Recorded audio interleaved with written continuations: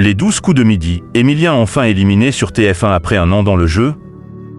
Les émissions qui ont été tournées hier, bientôt la fin pour Émilien?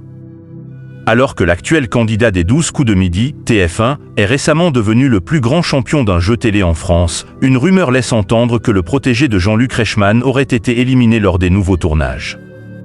Info ou intox?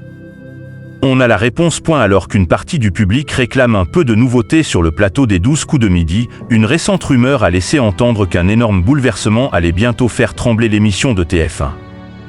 À en croire celle-ci, les nouvelles sessions de tournage auraient été marquées par l'élimination d'Émilien, qui pourrait être diffusée à la rentrée. Info ou intox?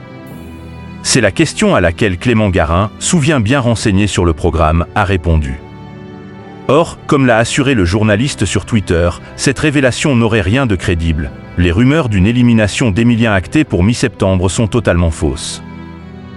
Émilien encore présent cet automne sur TF1, puis l'ancien chroniqueur de TPMP sur C8 a par la suite laissé entendre que c'était bien l'inverse qui serait en train de s'opérer au sein de l'émission de Jean-Luc Reichmann, avec une domination toujours plus impressionnante. Selon mes informations, les tournages en cours se font toujours en présence d'Émilien, et les émissions qui ont été tournées hier, jeudi 4 juillet, l'amènent jusqu'à début octobre au moins.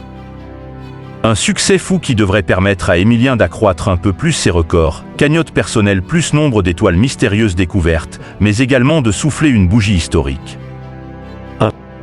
Autrement dit, il va passer le cap anniversaire, il est arrivé dans l'émission le 25 septembre 2023, et se rapprocher des 400 participations, a révélé Clément Garin. À ce rythme-là, l'émission va rapidement se retrouver à court de concurrents, tous partis tenter leur chance sur le plateau de Tout le monde veut prendre sa place. Ce n'est pas encore aujourd'hui que le banquier de TF1 va pouvoir souffler.